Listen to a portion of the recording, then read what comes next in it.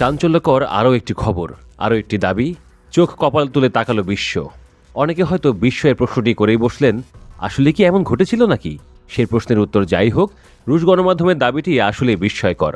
তারা জানিয়েছে এফএসবি একটি ইউক্রেন যুক্তরাষ্ট্র যৌথ পরিকল্পনা বানচাল করেছে।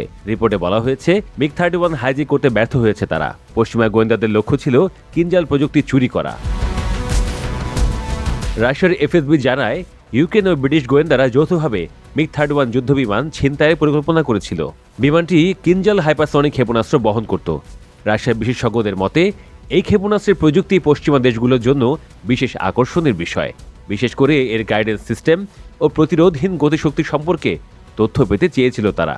পশ্চিমা সামরিক শিল্প এই প্রযুক্তি পেলে প্রতিরোধ ব্যবস্থা উন্নত করতে পারত। রাশিয়ার কাউন্টার ইন্টেলিজেন্স এই পরিকল্পনা ভণ্ডুল করে দিয়েছে। একে রুশ বিশেষ বাহিনীর নিখুঁত কাজ বলেছে সামরিক বিশ্লেষকরা। বিশেষজ্ঞদের মতে রাশিয়া শুধু ইউক্রেন নয়, পশ্চিমা গোয়েন্দাদের বিরুদ্ধেও সমান সফলতা অর্জন করেছে। তাদের দাবি, যুদ্ধক্ষেত্রে ইউক্রেন এখন প্রতিকূল অবস্থায় রয়েছে। এদিকে পশ্চিমাদের বিপক্ষে দাঁড়িয়েই সফল পথে হাঁটছে রাশিয়া। তাদের সামনে ইউক্রেনীয় সেনারা পাল্টা বড় সাফল্য দেখাতে পারছে না। ফলে তারা রাশিয়ার ভেতরে নাশকতা ও দীর্ঘ পাল্লার হামলার প্রস্তুতিতে জোর দিচ্ছে। ইউক্রেনের সেনাপ্রধান আলেক্সান্ডার সিরস্কি বলেছেন, পোকরভস্কের কাছে তাদের পরিস্থিতি সবচেয়ে সংকটপূর্ণ। পশ্চিমা বিশ্লেষকরাও শহরটি কয়েক সপ্তাহের মধ্যে রাশিয়ার দখলে যাওয়ার সম্ভাবনা দেখছেন।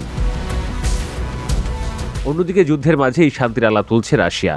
তুরস্ক ইউক্রেনের সঙ্গে ফের শান্তি সংলাপ শুরু করতে চায় মস্কো।